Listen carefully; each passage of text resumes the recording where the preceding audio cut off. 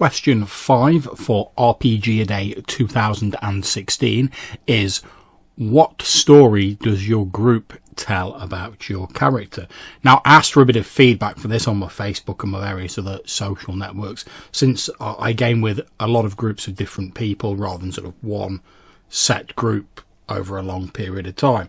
I hope that people would remember that I always try and be entertaining and dramatic, if at all possible, with my characters, as long as it's not sort of stepping too far outside the actual way that the character would behave. Whether that's my Quarren, Celine Naval in Michael Lishome's excellent Age of Rebellion game, crashing an X-Wing after dogfighting with a TIE Fighter Ace, whether that's my Twi'lek character in Ian's Star Wars game with her rocky, sort of sarcastic relationship that she has with another player character, being the heavy of the group. Whatever it is, I hope that people would remember that I always try and be entertaining with my characters. And that's one of the things I go out to do. Aside from playing my character, which I think is very important, I go out to entertain myself, the GM, and the rest of the group. If it's an online game and anyone else is watching and they're entertained as well, that's brilliant. But I mainly focus on myself, the GM, and the other players in the actual group when I'm playing in a game. And that's how I tend to look at it.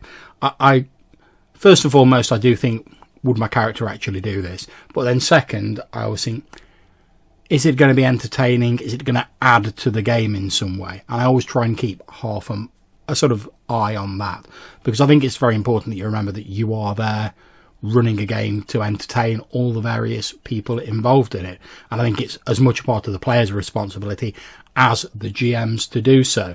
Also, I'm a sucker for a dramatic death scene, whether that's my Troll Slayer walking back towards a city in Sean Connor's game to his imminent death by the hordes of demons that are overrunning the city, or whether it's risking death in Lloyd Gann's Conan game where my Sumerian archer is slipping into a bath with a sorcerer king and trying to stare him down.